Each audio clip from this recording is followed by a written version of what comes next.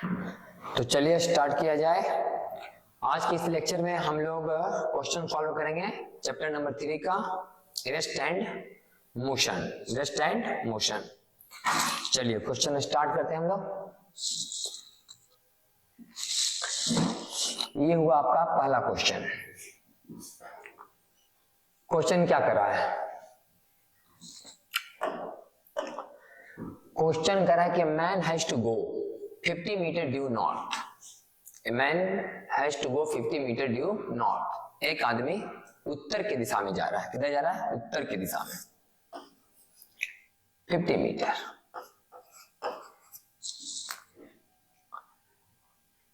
ये हो गया आपका 50 मीटर ड्यू नॉर्थ। फिर 40 मीटर ईस्ट बोल रहा है। आ जाइए 40 मीटर ईस्ट भी आ जाइए। East west north south basic पता है आपको। East west north south, east west north south. तो 50 मीटर नॉर्थ गया, 40 metre east and 20 metre due south. चलिए बढ़ जाइए 20 मीटर साउथ। क्या पूछा जा रहा है? To reach a field. एक फील्ड तक पहुंचने के लिए ऐसा ऐसा ही चला। What distance he has to walk to reach the field. एक फील्ड तक पहुंचने के लिए कितना डिस्टेंस ट्रेवल किया, दूरी बताना है, distance. And what is his displacement from his house to the field. और हाउस से फील्ड तक जाने का डिस्प्लेसमेंट। आसान सवाल। पहले हम क्या निकाल लेते हैं? डिस्टेंस। डिस्टेंस क्या कहलाता है? Length of actual path. Distance क्या कहलाता है? Length of actual path. तो एक्चुअल पाथ तो यही है, सबको जोड़ो। 50 40 90 और 90 और 20। 50 40 20 110 आंसर।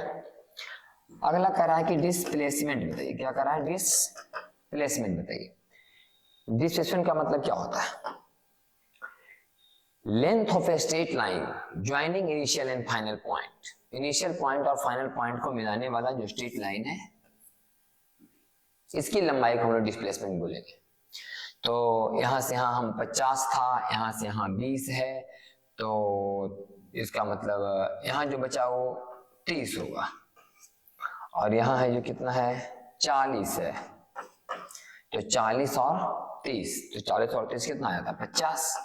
तो 40 का स्क्वायर 30 के स्क्वायर का वर्गमूल, ये आ जाएगा आपका 50। तो चलिए आसान सवाल था ये डिस्टेंस एंड डिस्प्लेसमेंट का। नेक्स्ट क्वेश्चन में आते हैं। नेक्स्ट क्वेश्चन क्या है? ए particle starts from the origin. A particle starts from the origin. पहले हम लोग को ऑरिजिन देख लेते हैं। पहले हम लोग क्या देख लेते हैं? Origin 0,0 origin goes along the x-axis, goes along the x-axis to the point 20 metre, 0 20 metre, 0। मतलब कि यहां से यहां गए हम 20,0 पर, यहां तक आ गए 20,0 पर गए। यहां से स्टार्ट किया तो यहां तक गए 20,0 पर। एंड देन रिटर्न्स वापस आ रहा है along the same line, उसी लाइन पर वापस आ रहा है to the point -20,0। हम थोड़ा ऊपर हट के दिखाते हैं आपको थोड़ा समझने के लिए। आप यहां से आ गए, यहां आ गए, तो आप आ गए कहां तक आ गए? -20,0 तक।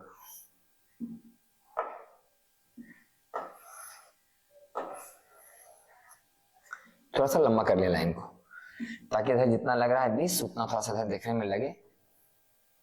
तो चलो यहां आ गए, तो गए थे ऐसे और आ गए फिर ऐसे और यहां पहुंच गए। ये हो गया आपका -20,0।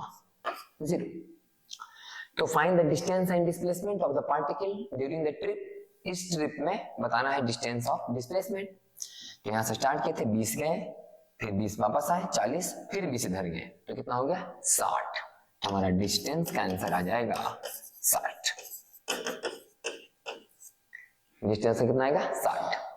अब रह गया डिस्प्लेसमेंट। चूंकि डिस्प्लेसमेंट एक वेक्टर क्वांटिटी है, डिस्प्लेसमेंट क्या है? हमारा एक वेक्टर क्वांटिटी है, इसलिए अच्छा होगा कि हम इसका मैग्नीट्यूड भी बताएं और डायरेक्शन भी बताएं।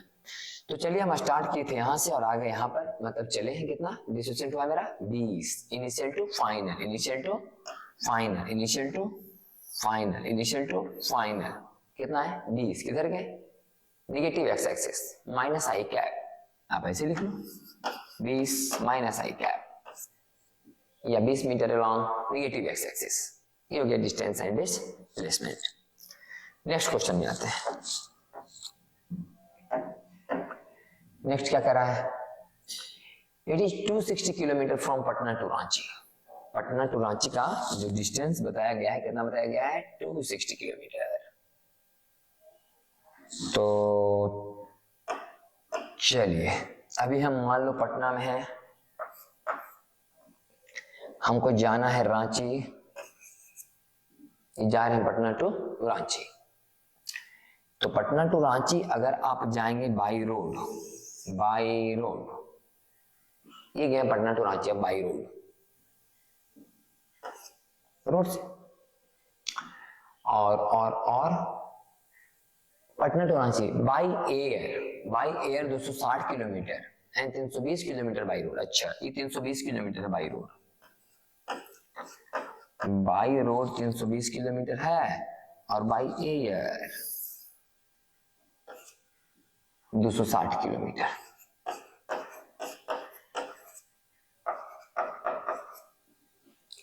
ऊपर एकदम, मतलब कि अगर कोई प्लेन हेलीकॉप्टर जाएगा पटना से रांची एकदम ये डायरेक्ट 260 किलोमीटर बाई रोड, घूमते घूमते। And aeroplane takes 30 minute to go from Patna to Ranchi. Airplane कितना ले रहा है, एयरप्लेन लेते हैं इसको, ये हो गया आपका एयरप्लेन, समझ लो ये ले रहा है 30 minute, 30 minute, half hour to go from Patna to Ranchi. फिर है कि डिलक्स बस टेक्स 8 आवर, ये डिलक्स बस है,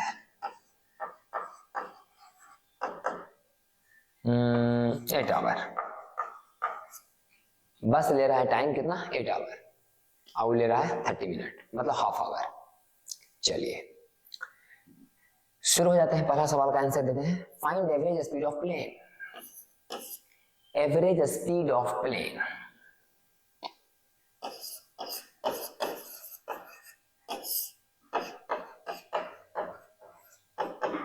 average speed of plane, total distance by total time, total distance plane का total time half hour 520 kilometre per hour. चूंकि plane का चलना एक स्ट्रेट लाइन पाथ पर है, वो भी फॉरवर्ड, फिर लौट के नहीं आ रहा उस पाथ पर, ऐसे में आप समझते हैं कि डिस्टेंस और डिस्टेंस दोनों क्या होता है, सेम। इसका मतलब वेलोसिटी भी क्या होगा, सेम।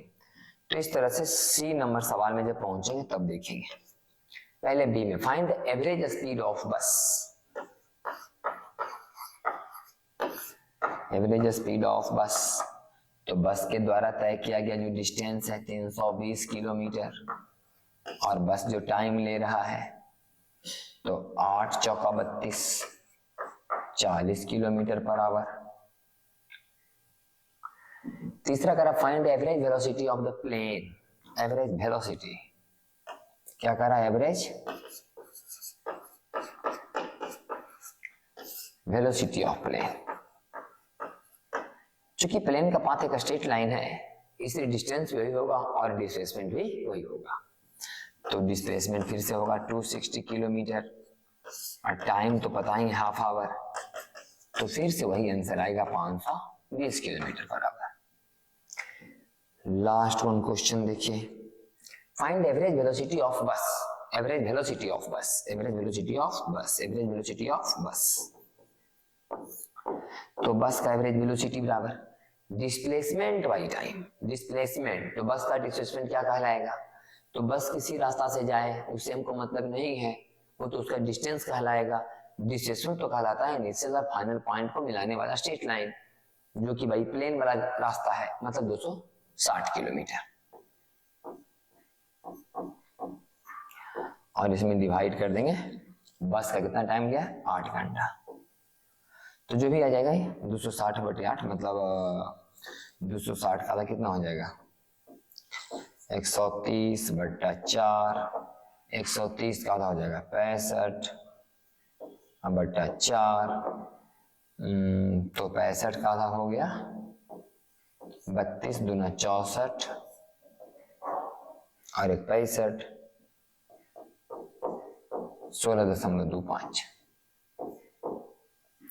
16.25 kilometre per our.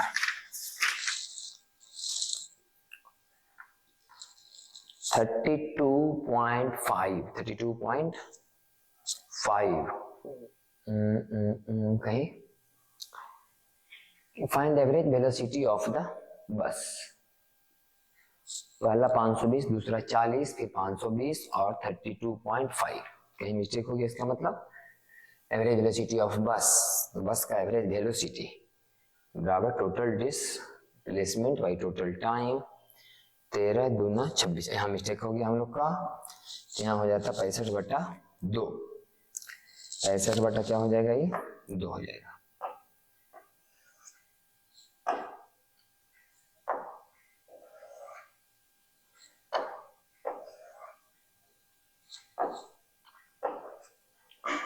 तो ये हो जाएगा 32.5।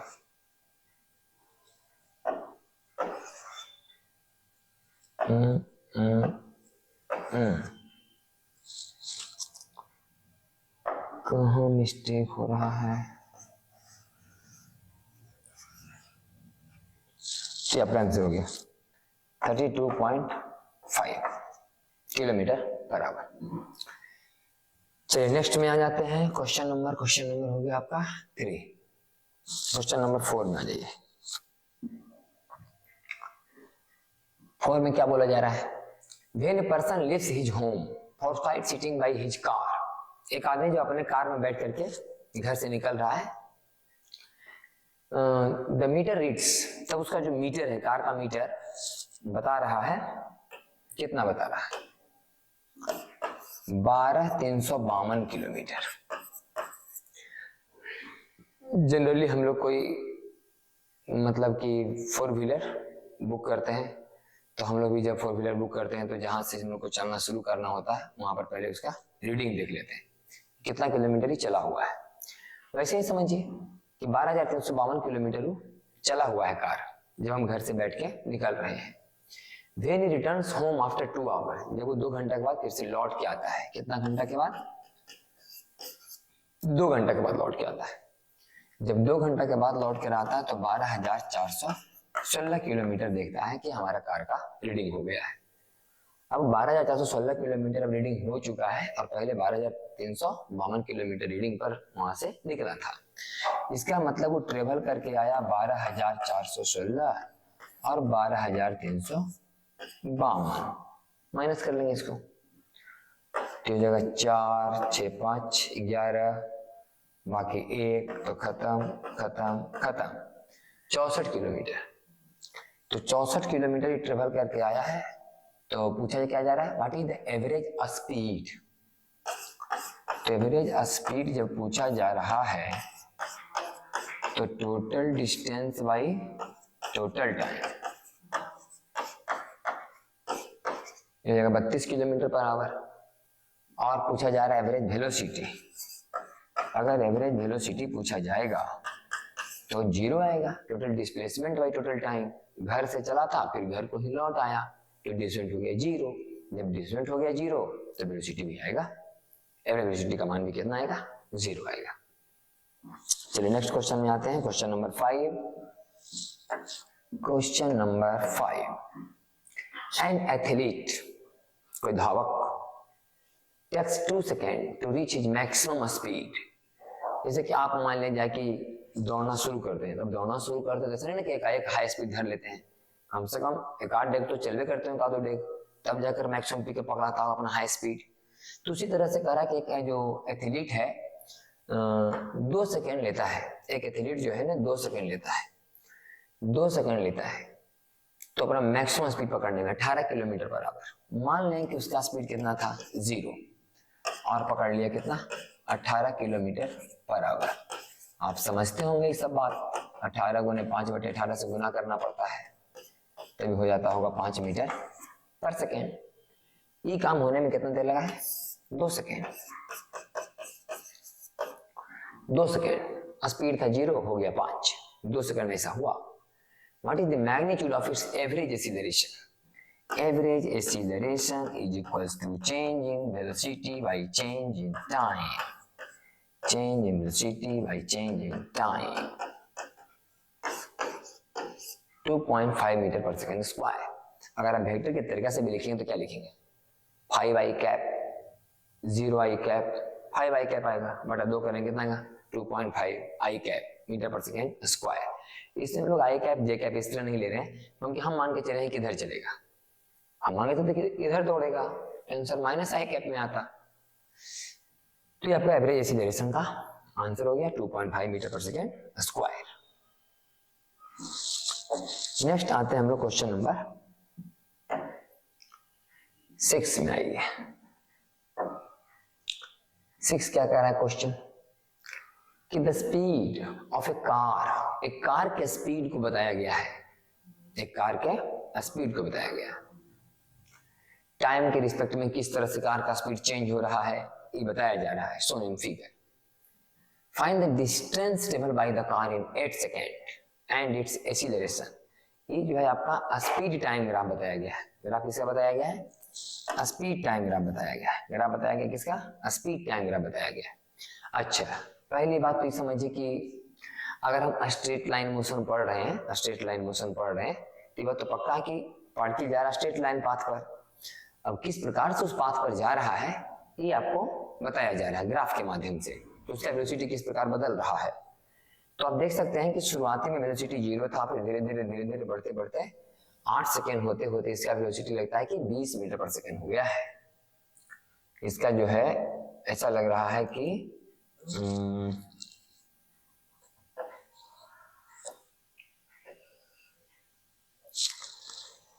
तो